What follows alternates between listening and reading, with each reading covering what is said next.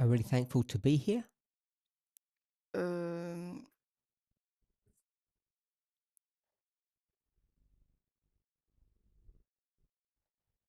This weekend's camp meeting, we have 3 studies together with me.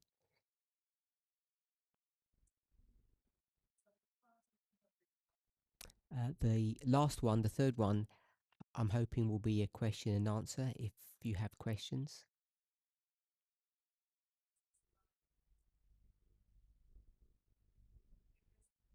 I haven't received any questions yet. Let's open with a word of prayer. Holy God, we thank you that we have the privilege of being able to come together to try to understand prophecy, not only what's happening in the world,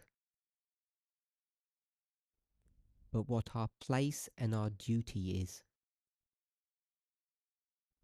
We thank you in Jesus' name. Amen.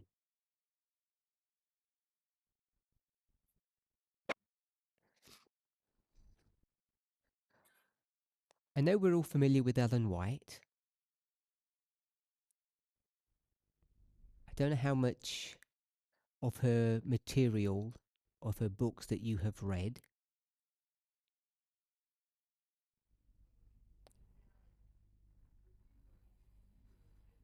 Not just the major 5 books, but the testimonies.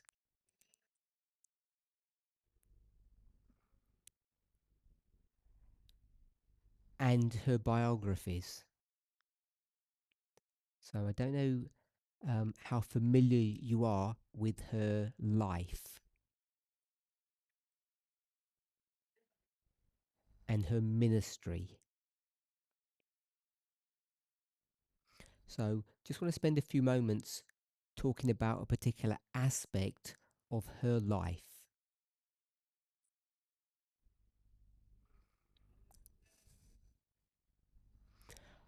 I'm sure you'll all realise that Ellen White lived in a man's world. At every strata of society, everything was controlled by men.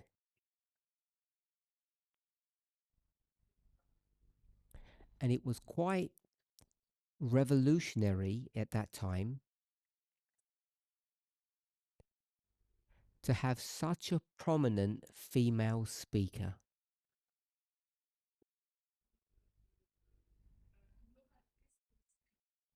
But as you know, she was not just a speaker,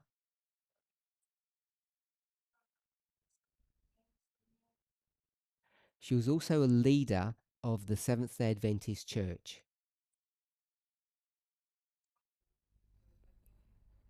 Now, her relationship with the church was complicated, to say the least.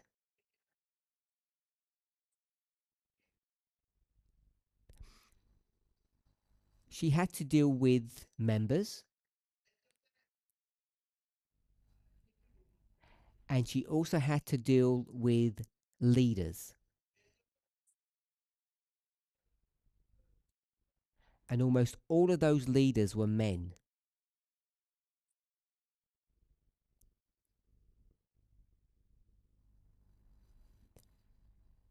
So there were 2 men in particular that are worthy of mention. I don't know who you imagine those 2 men are. Then if anybody has any thoughts, or do you want a clue? A clue? Uriah Smith? Uriah Smith is certainly one of the men, but not the 2 that I'm thinking.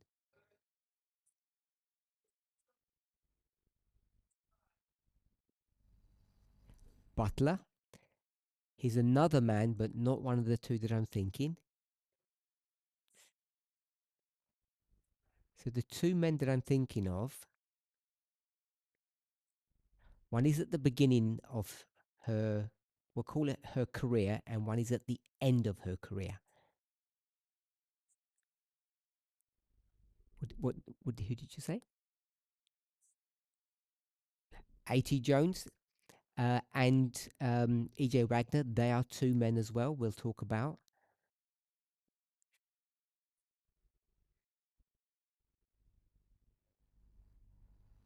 Miller. So Miller really has no interaction with Ellen White. She's only a small girl. We call her a teenager when she meets him.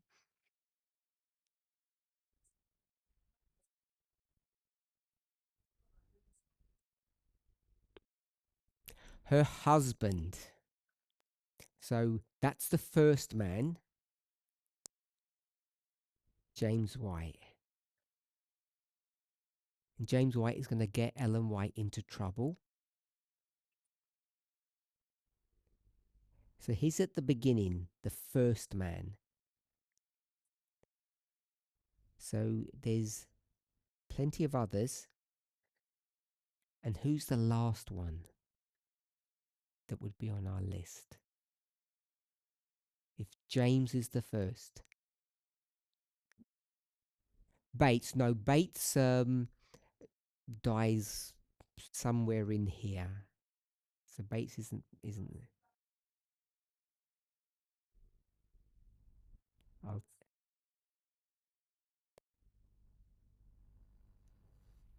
Willie or William White.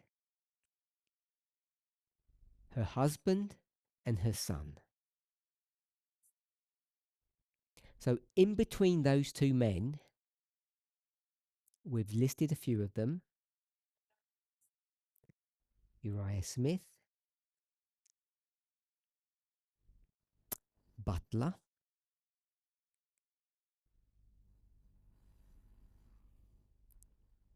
did someone say Daniels? I think someone said Daniels, I think.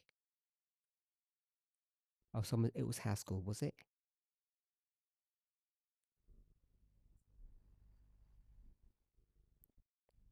Prescott,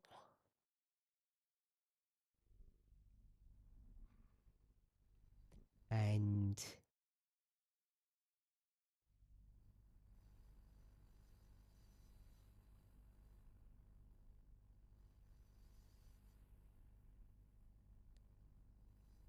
A.T. Jones and E.J. Wagner.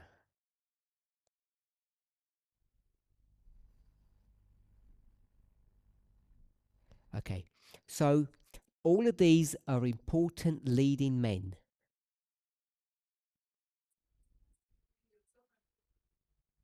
What have I misspelled?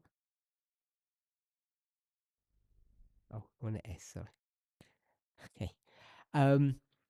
All of these are all leading men in the church. And she's going to have to work with these men. And Ellen White has a difficult job.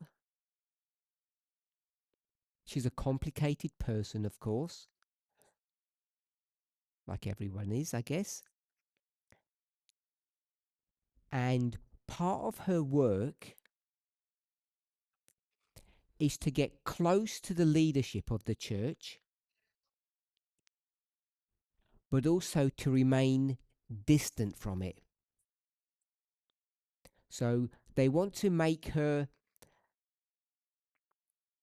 let's call it an ordained priest.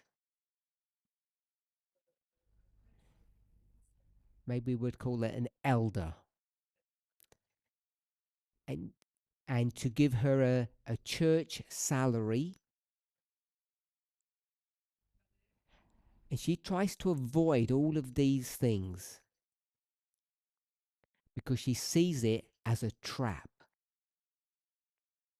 So if the church pay you, then the church does what?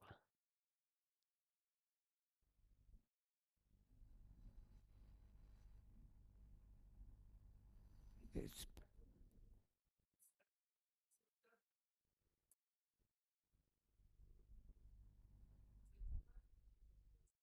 Yes, if the church pays you, the church controls you.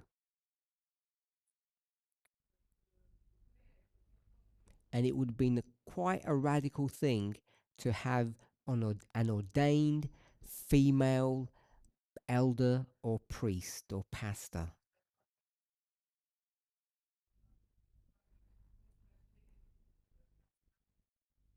So she has a very awkward relationship with the church. But the two men at the beginning, at the end, are family, and family you can't avoid.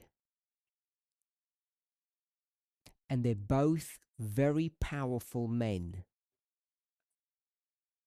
You may not have heard much about Willie White, but he was a very powerful man.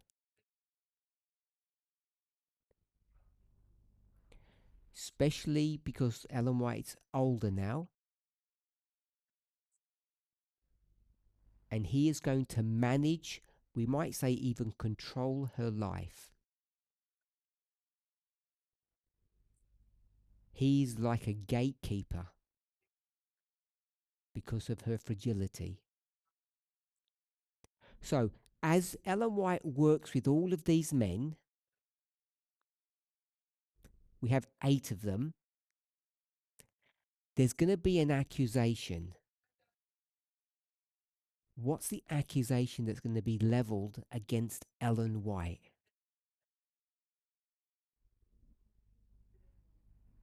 As she works with these leaders.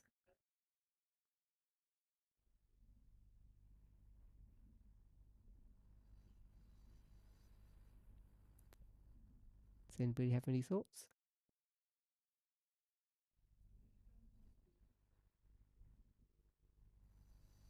No one? She's going to be accused of being influenced by the men. And why would that be dangerous?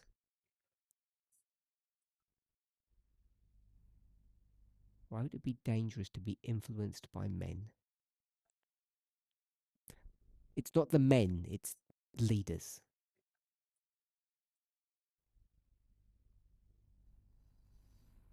Who is Ellen White? What is her job function? Prophet.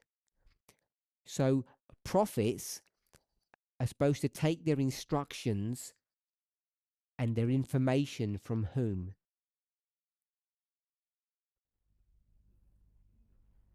From people or from God? From God. So it's clear.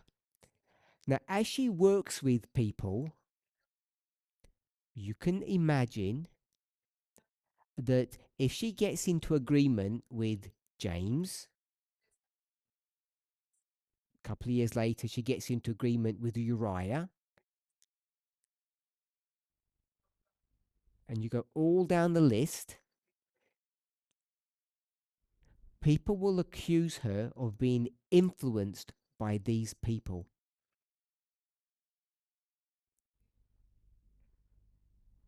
So, for instance, Ellen White's going to have her major visions at the beginning of her ministry.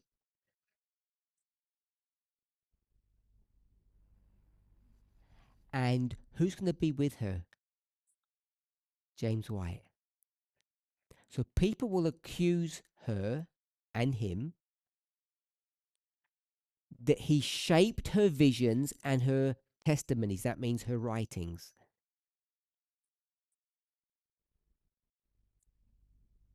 They reasoned that because they lived together and they worked together.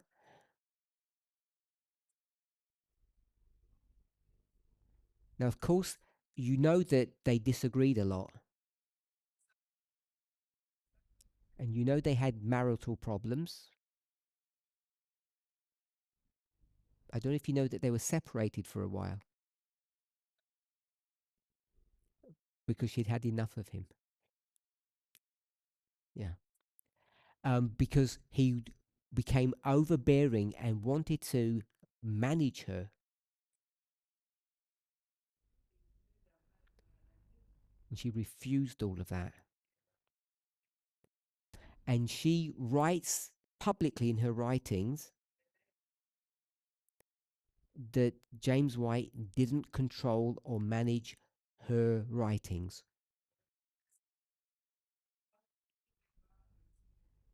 There were lots of doctrinal fights.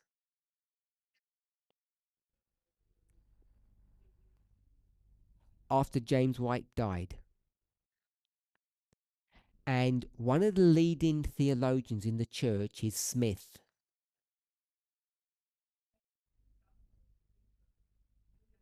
They're friends and they work closely together. And Ellen White agrees with Smith on many doctrinal points.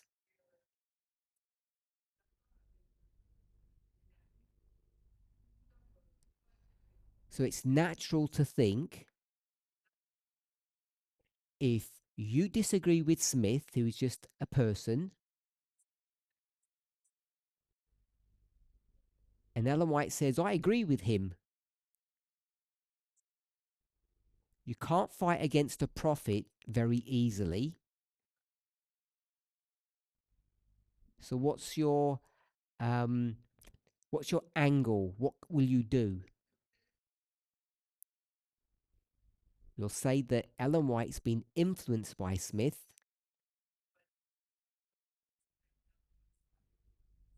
not by God. So her particular understanding on some doctrinal point, she's now speaking not on behalf of God, but on behalf of Smith, because he's manipulated her.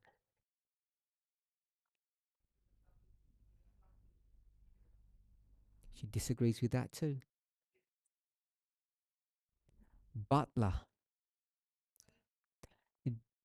Which history is Butler famous for?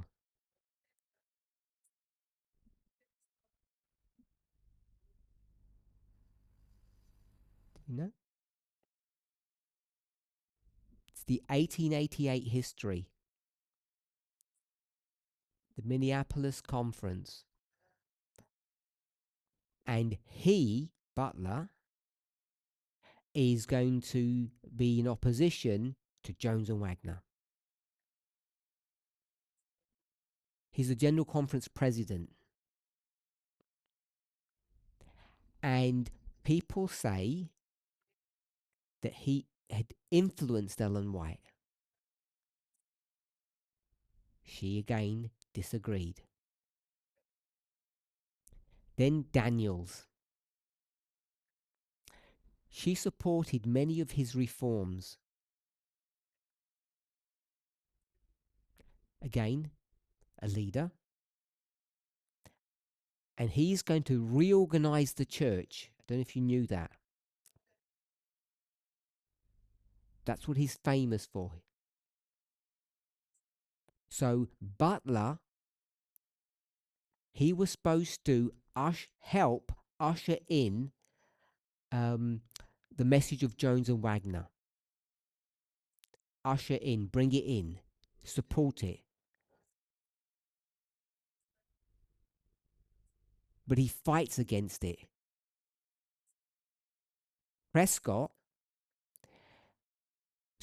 Daniels, not Prescott, Daniels, he was raised up as the leader to reorganize the church because its organization had become dysfunctional.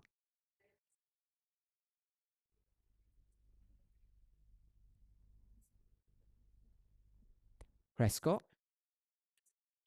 he did a lot of educational reforms. So you have to ask yourself, Ellen White's understanding of education,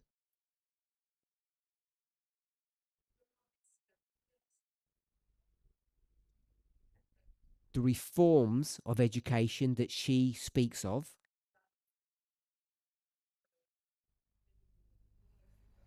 is that from God or Prescott, because they see eye to eye on many things. Jones and Wagner, you you should all be familiar with the accusations there. The support that she gave those two people and the price she had to pay for that. You remember what happened to her? She got ostracized and got shipped off where? Into the wilderness. Australia. It's not the wilderness now. It's a nice place. But she gets punished. And she is in such agreement with them, and particularly Jones, he's very charismatic. And so it's obvious that people would accuse her of being influenced by him.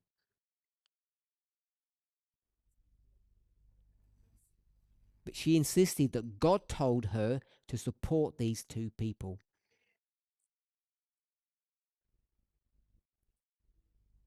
And then the last person, Willie White.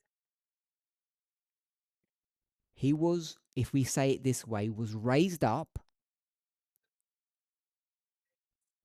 to care and protect Ellen White in her old age.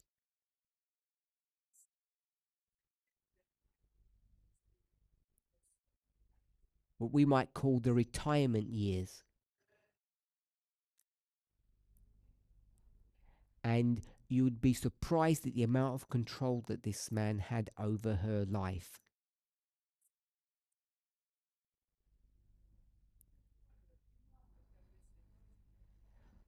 Who's allowed to see her and who is not allowed to see her?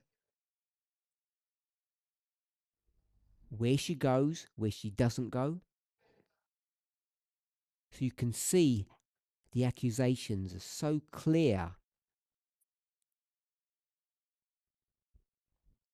Now, for each of these men, she says that they did not control me.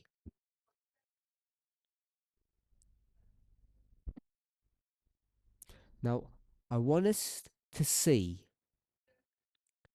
the tension that exists when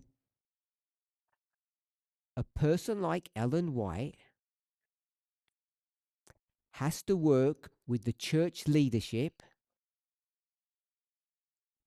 has to train them, agrees with them, maybe rebukes them, but doesn't cast them away.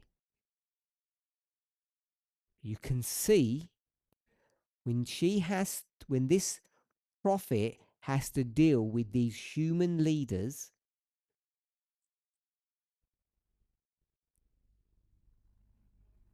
some of them become her close friends. One of them becomes her husband. They have a son. You can see how these accusations can take a life of their own, that they can become alive.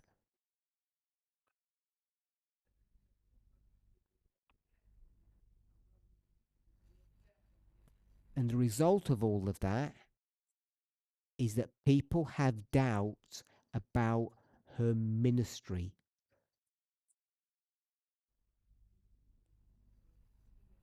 Her views, her thoughts, and the reason why she does things. Even though she says she's not influenced by people. This shadow follows her all of her life. So I wanted to mention that and for us to think about it for some time. And maybe we'll come back to that. Over the past few weeks,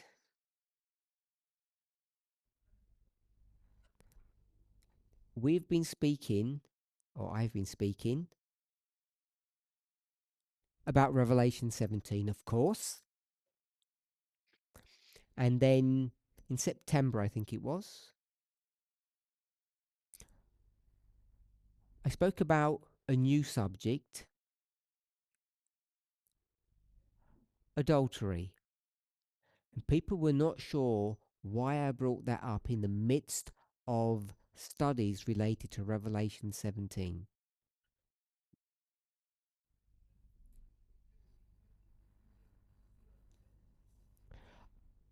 That was a couple of months ago now.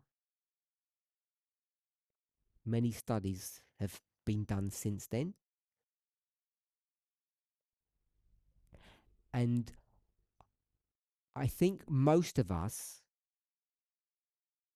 even if you don't fully understand the arguments, maybe you don't even agree with the arguments, maybe you think we're incorrect. But what should be clear now is the reason why we have discussed adultery is to have more clarity on the subject of the Sunday law. Did anybody not know that?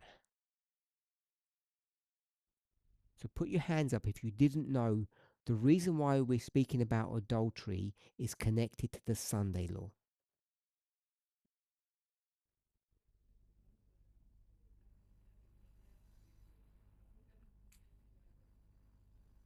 Okay, so no one put their hand up. That means everybody has some idea.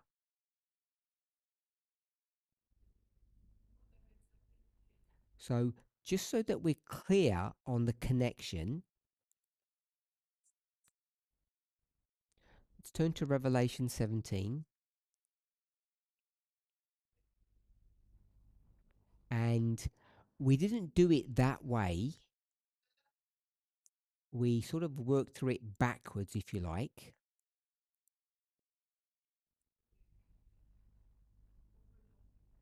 But I want us to turn to the verse. I spoke about this verse, I think, at the end of last week's presentation, and other people have spoken as well.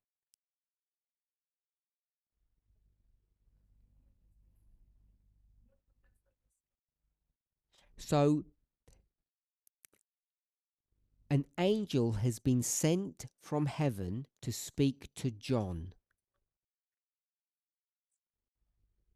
You all know that this is not John the Baptist, this is John, one of the 12 disciples. Some people might say Jesus, his favorite disciple.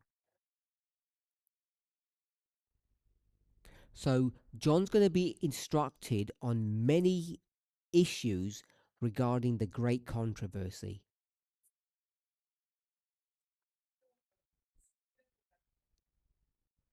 And he's going to be taken through history in a very systematic fashion.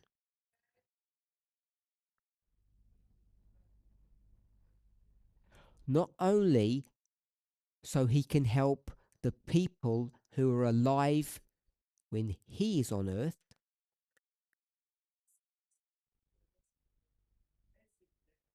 but future generations. You remember, if you read the New Testament,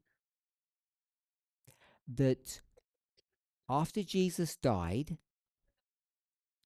people thought that he would return really quickly within their lifetime. And Jesus never said or did anything to disagree with that.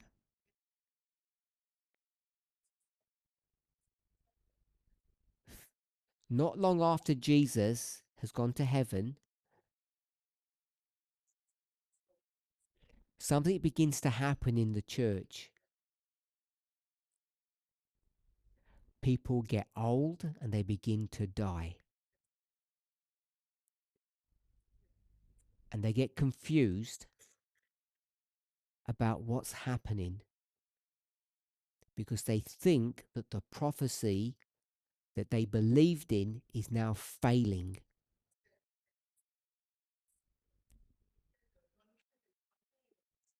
And you know that the word Christ is the Greek word for Messiah. And you know that there were many Christs at that time. Before Jesus came, when Jesus was doing his ministry, and afterwards. There were Christs everywhere. And so the church began to worry that maybe Jesus was one of those false Christs. So Paul says, don't worry. You have misunderstood prophecy, and I'm going to tell you something important. Something depressing. Every single one of you are all going to die. And your children, and your grandchildren, and for a lot of generations before Jesus will ever come back. Can you imagine how depressing that must be? If someone was raised up in 1888 and says, let me tell you, you're all going to die, and your children, and your grandchildren, long before Jesus comes back. What would Ellen White have done to that person? She would have disfellowshipped them. They would have been thrown out. So Paul makes an important step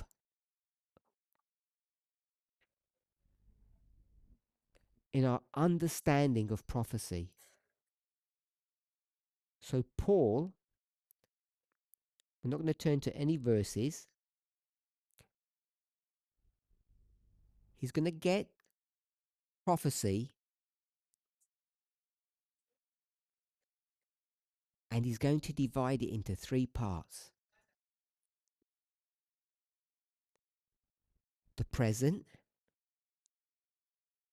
they're all going to die, remember? Then we'll call it the time of trouble. And then we'll call it the end.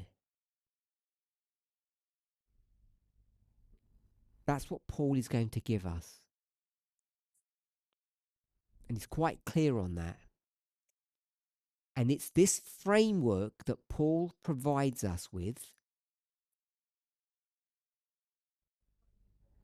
that helps you to unlock Daniel and Revelation. So if Paul gave us this, and we'll call it 1, 2, 3, and I'm not giving any dates. Revelation 17 verse 1. This angel is going to speak to John, and we're going to cut into the verse, and it says, I will show you the judgment of the whore. Sorry for bad language. Based upon what we've just spoken of, Paul, that's on the board,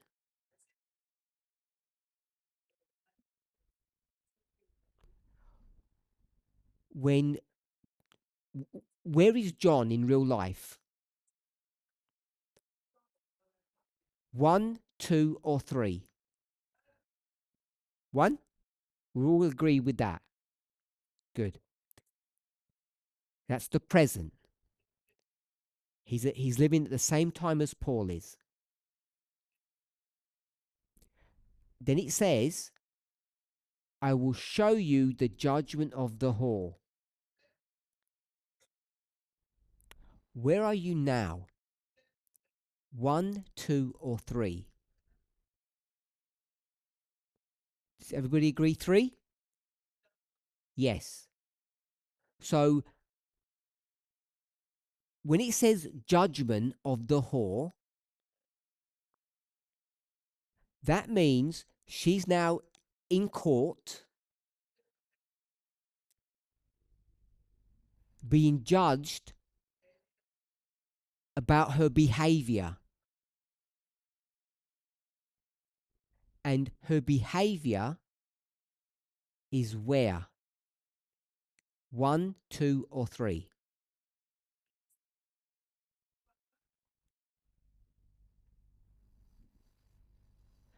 2. She did something in 2, and then she's going to be judged at 3. Does that make sense? So, John's alive at 1. There's this woman that comes at 2. And you can guess that she doesn't do anything good. You can tell that by her title. And as you read, you'll see that, obviously. But just in the verse, the way it's written, it says, I'm going to show you what the judgment is on this woman.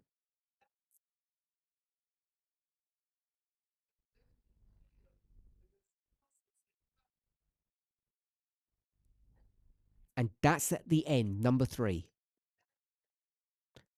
If we can just remember this really basic structure, it helps us to put things into their proper place. So we've got 4 waymarks. Can someone tell me waymarks? We'll call it A, B, C, D. We know D is the second advent. So we know that. A, we know that is, we'll call it the history of the disciples. No, we'll just call it Paul without giving a year. This is Paul and the apostles. What is B and C? Who wants to tell me what they would be?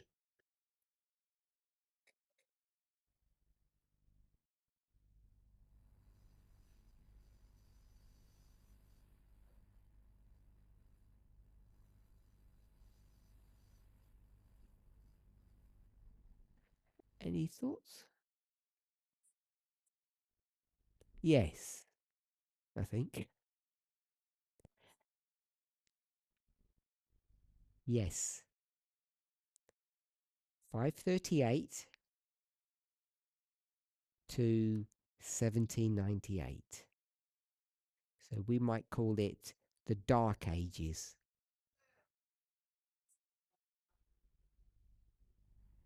You use that term? So in Revelation 17, it doesn't use the word Dark Ages. Uses another word. It's in verse 3. And the word is wilderness.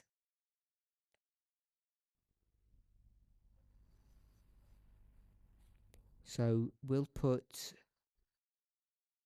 Revelation 17:3 and Revelation 12. I'll have to check the verse unless someone knows.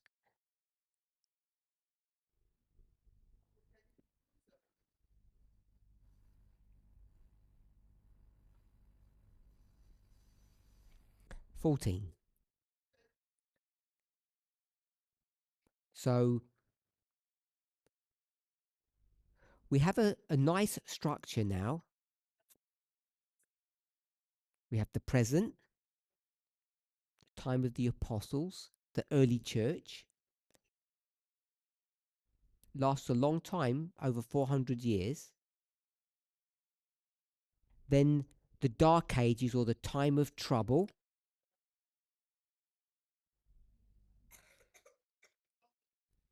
And then the end. The time of the end. End of the world. So, back in Revelation 17,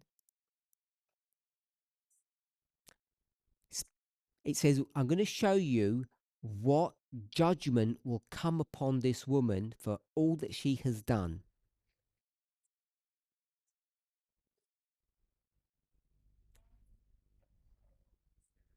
And we could go to another chapter in the book of Revelation, and you see what she has done.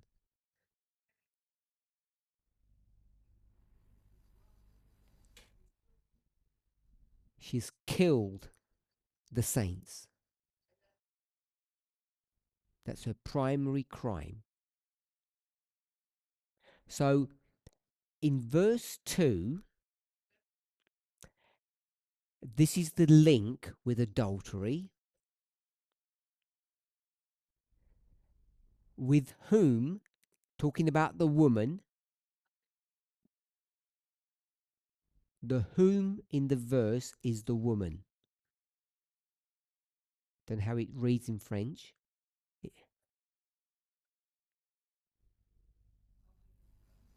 So, with whom the kings of the earth have committed fornication.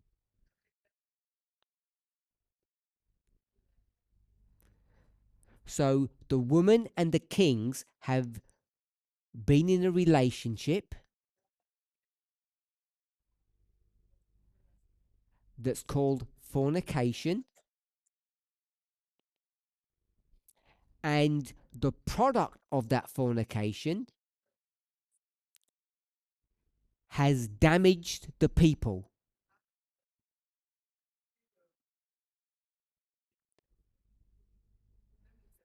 So if we were to use the phrase collateral damage, we would know what that means? Yeah. So the people are relatively innocent,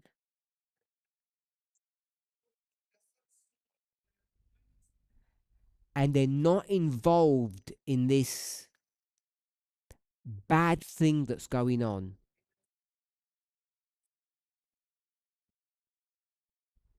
Everybody okay with that?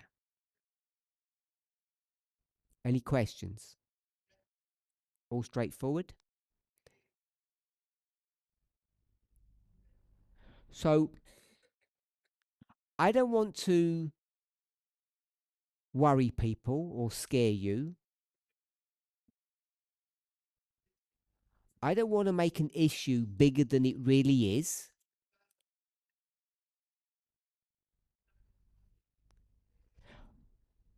But there is a disagreement in our movement at the moment.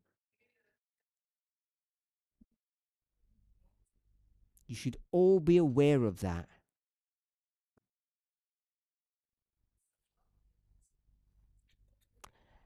And it's about these people. So when you go to Revelation 17,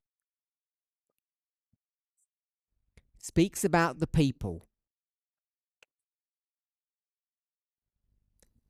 At one level, it's you. You live on this earth. You're citizens. Doesn't say a particular country. It says kings. And I know that it's in context speaking about number 1, 2, or 3.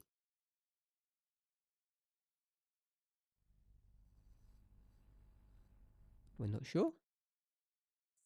Remember before we said she's done something, then she's going to be judged. We can't get it backwards. When did she do the thing? Whatever the thing is. Number 2, before you were even born.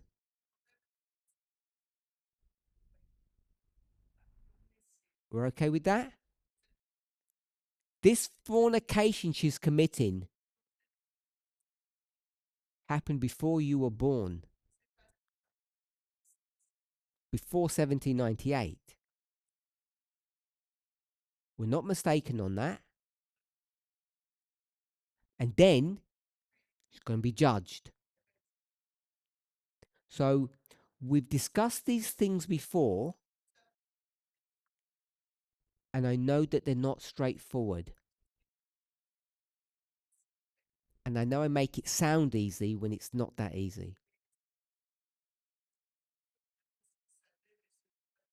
But bear with me.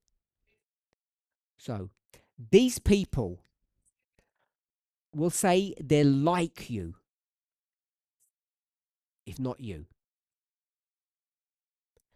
Just normal people. Are they innocent from what you read in verse 2? Yes. Collateral damage. Do they do bad things? For sure. Because they get drunk. Read the verse 2.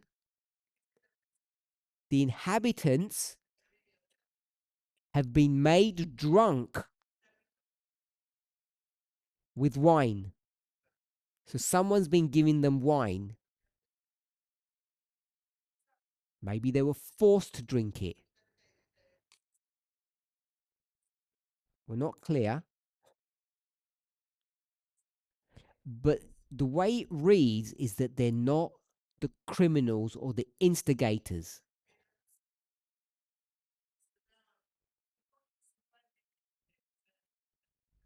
Everybody okay with that?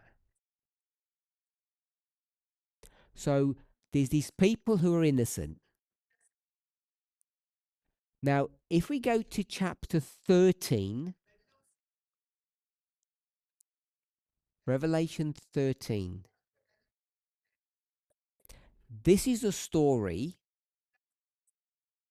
that begins where? 1, 2, or 3? Good. Number 2. No, you said 2? 3, I thought you said, yeah. Number 2. The story begins in number 2. Verse 1. We'll get there. So, in verse 1, there's a beast that's in the sea. We're not going to prove it, but that sea is number 2. Then the beast dies. Beast dies. And then lots of things happen. And another beast comes. We'll find that in verse 11. The second beast. Where are we now? 1, 2, or 3? Now we're at number 3. So this beast that's like a lamb, we're in number 3. You're okay with that? Then what's going to happen is this beast, number 2, is going to change. So that's one part of the story. And another part of the story is that the beast that dies is going to resurrect in number 3. You're okay with that?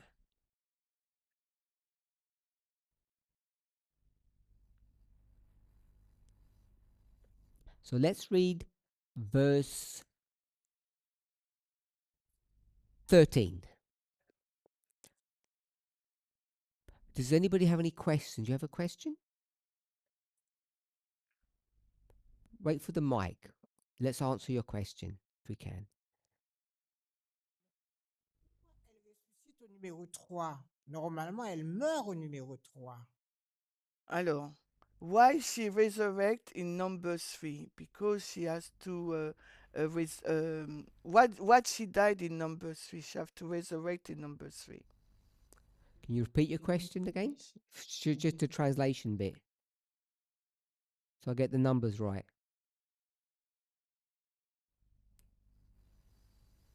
Do you need to translate, or did you? I think the question's fine. Did you get the translation good? Try again. Posais la question, pourquoi elle ressuscite au numéro 3 alors que normalement, elle meurt au numéro 3? Why she resurrect in number 3, whereas she supposed to die in number 3? It's a very good question.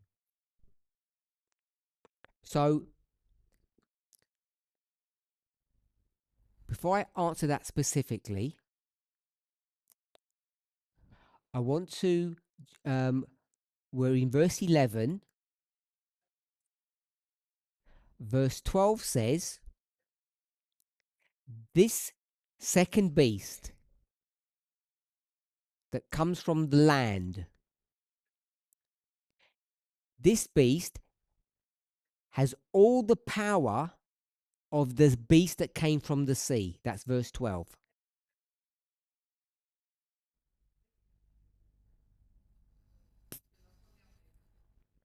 And says to those, tells everybody they need to worship the beast that came from the sea.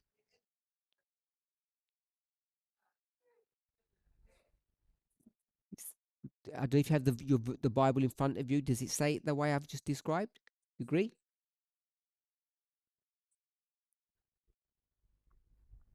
Two points. The land beast is as powerful as the sea beast, and tells everybody to worship the sea beast. And then it says that the wound that the sea beast received is going to be healed.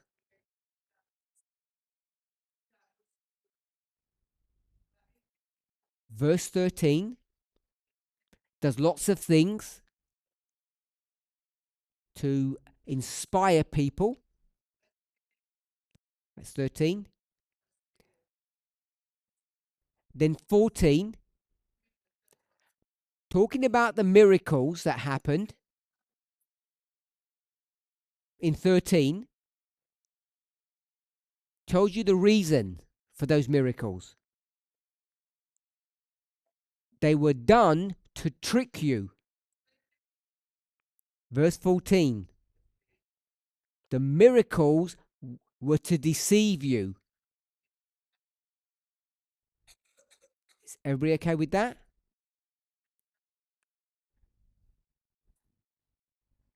Then it says, and said to all the people that the people should make an image. So the people are being told what to do, And why are they listening?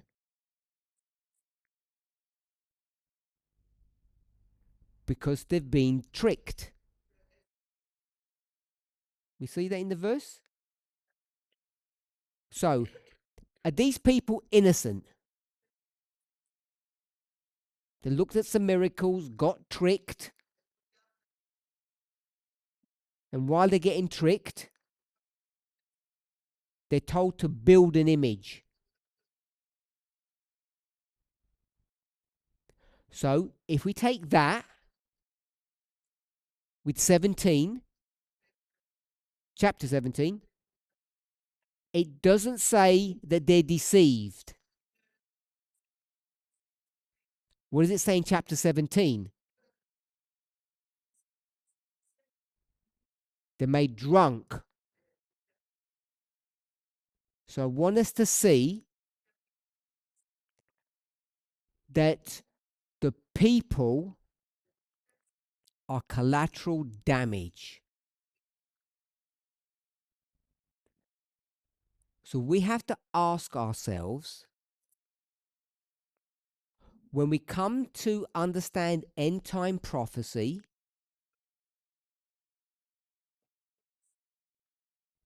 who are the guilty people and who are we'll call them the innocent ones? When we try to develop a story, where should our attention be? Should it be with the woman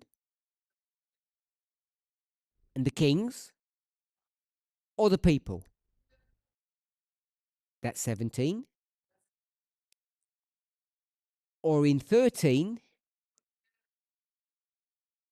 with the land beast, the sea beast comes back to life, or the people? Who are the real criminals? Where should our attention be focused upon?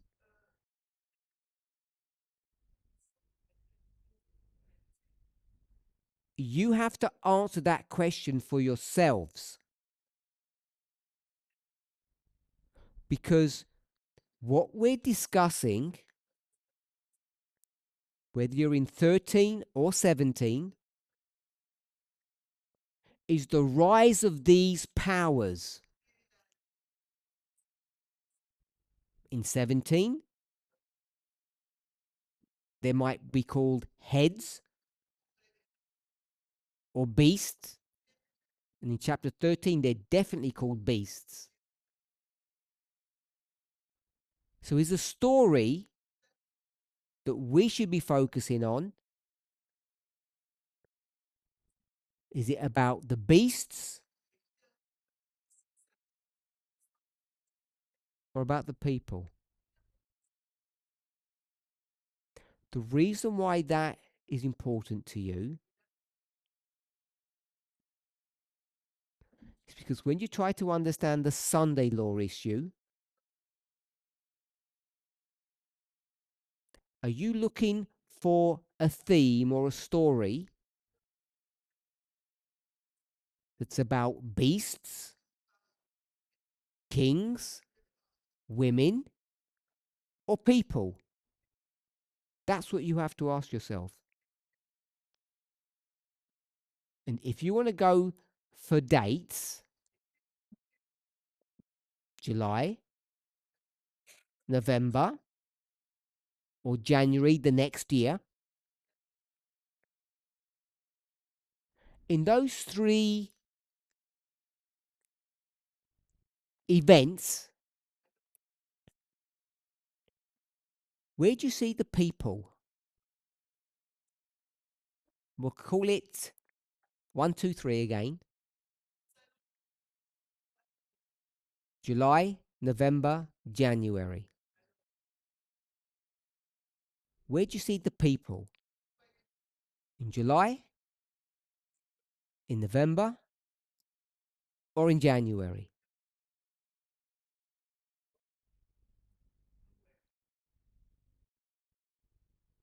Nowhere? Oh, November, they said. Everybody agrees November.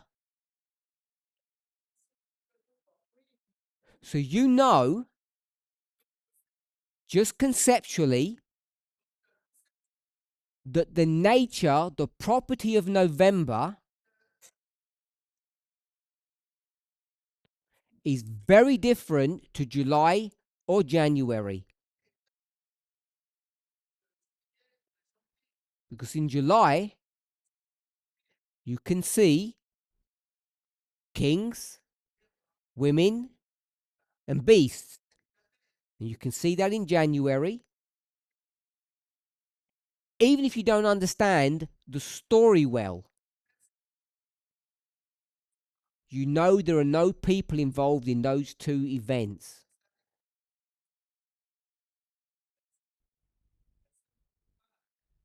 You see the people in November. So you need to be clear on that when you begin to try to understand for yourself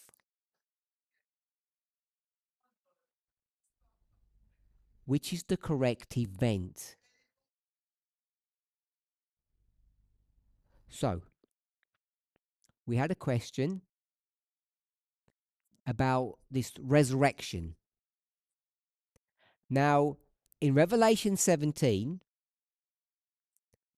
it says, I'll show you the judgment of this woman. So this is where it gets a little bit complicated, because what we need to understand, and I've mentioned this in previous studies,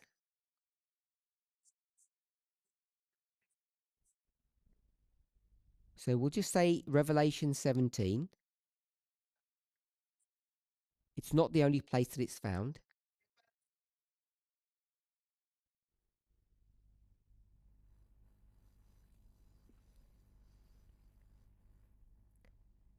You have two views. You have the panoramic and you have the dispensational.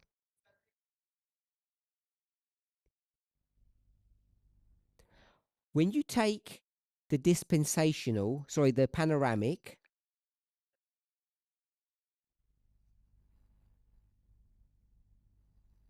we ask ourselves the question, how many women are there?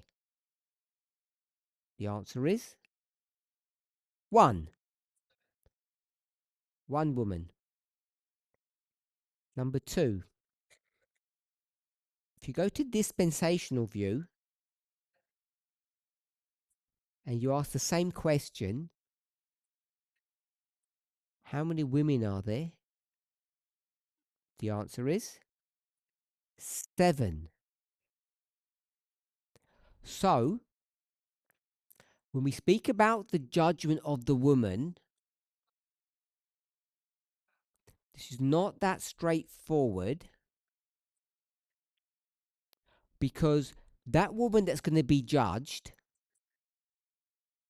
she got killed at the end of number 2. At sea, she was killed.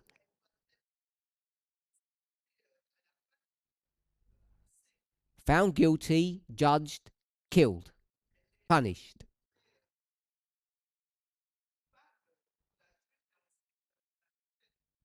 Just like the sea beast of chapter 13. Died. Now, this woman can't die, because there's one woman from beginning to end, and C, 1798, is not the end.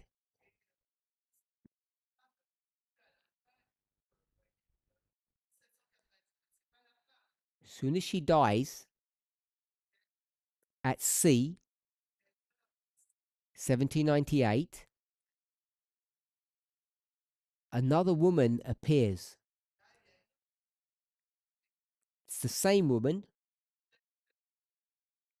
She just looks a bit different. And this woman is going to continue her bad behavior in the history of number 3, and then she will be finally judged. So in verse 1, it says, I'll show you the judgment. She's going to get judged at C and at D twice, because it's going to, that history will repeat. The judgment for the woman, she gets killed in 1798, C.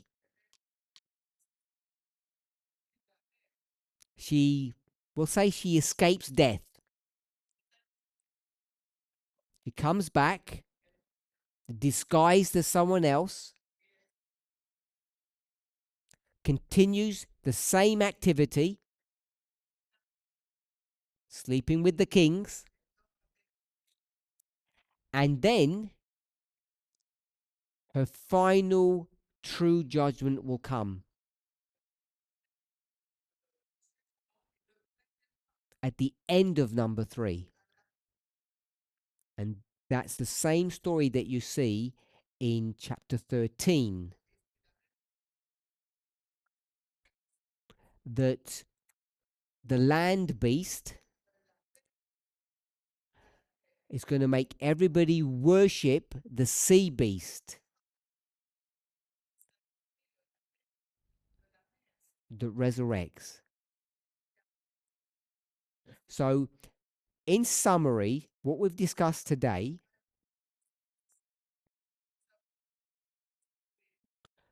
was 2 parts. Part 1 was a discussion about Ellen White and how difficult her work was in trying to support the movement whilst not being controlled by it. Nevertheless, she got accused of being molded and manipulated by the leaders of the movement.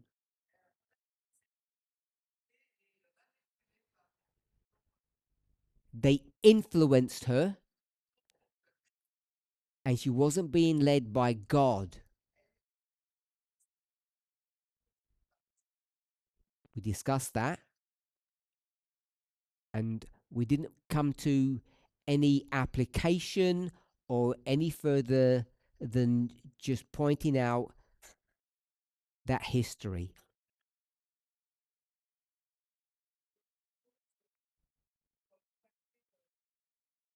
Then we continued our study on the subject of adultery,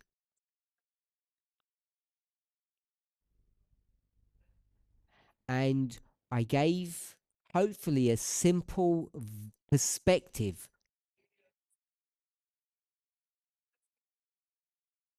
which was the work of Paul. How Paul was instrumental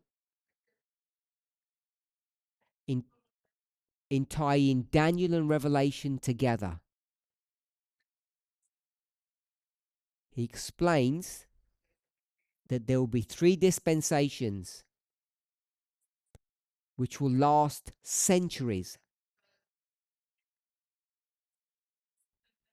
The middle one is the 1260, the longest segment.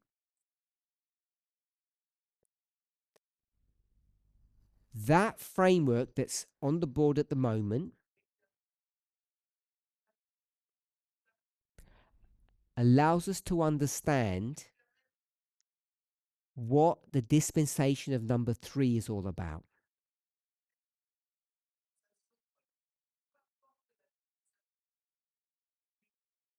We will discuss it more in the following presentations.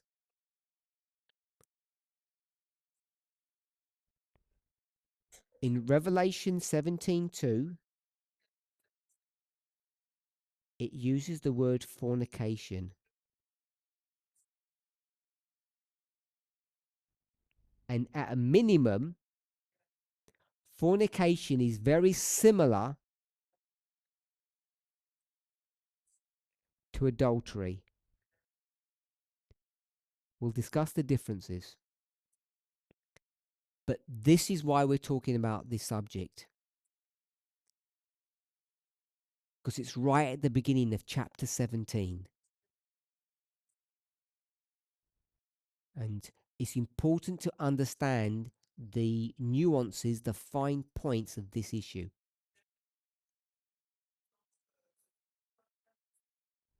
Then we observed the people. I know the people that it's speaking of is in number 2.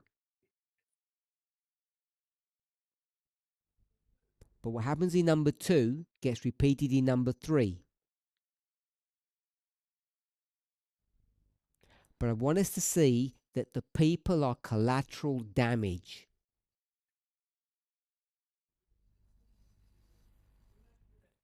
When someone makes you drunk,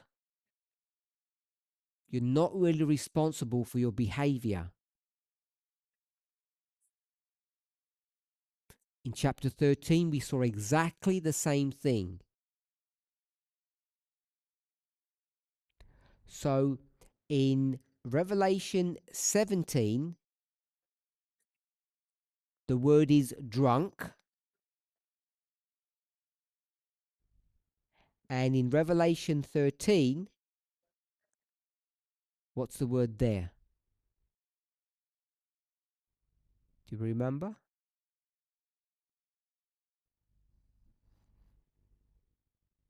In the King James, it used the word deceive.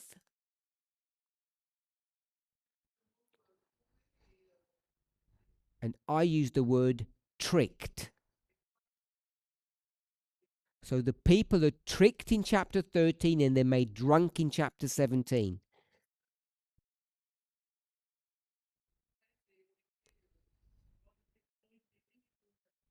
So what we want to understand is the degree of culpability or criminality of these people. Of you. How guilty are you? The reason why that becomes important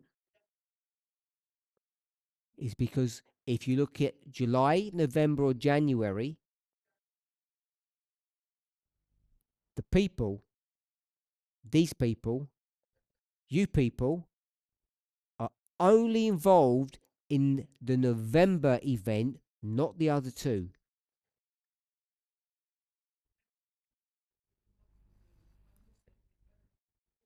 And however you view things or whatever conclusion you come to, you have to recognize that.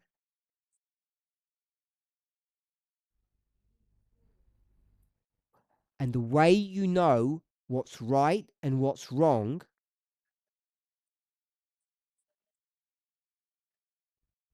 is by making sure your story is consistent.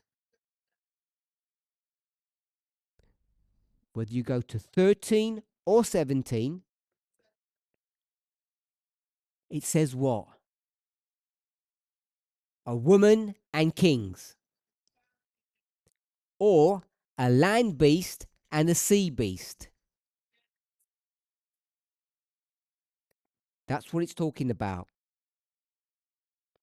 The people are bystanders. Manipulated to achieve what the king, the woman, and the beasts want.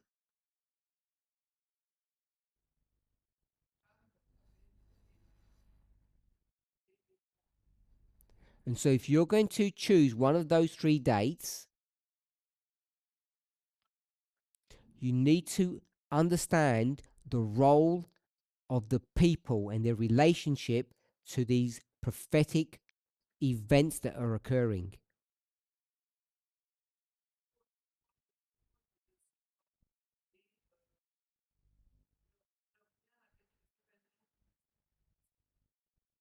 We'll stop there. Let's close with prayer.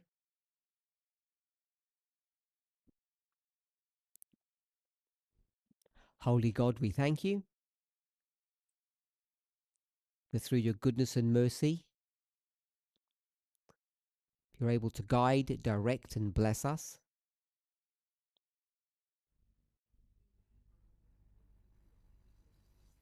It's our hope, each of us bowed before you, to have a clearer understanding of truth through the work of the Holy Spirit, through a clearer understanding of your word. May your desire and our desire be united so that we can understand the truth. In Jesus' name, amen.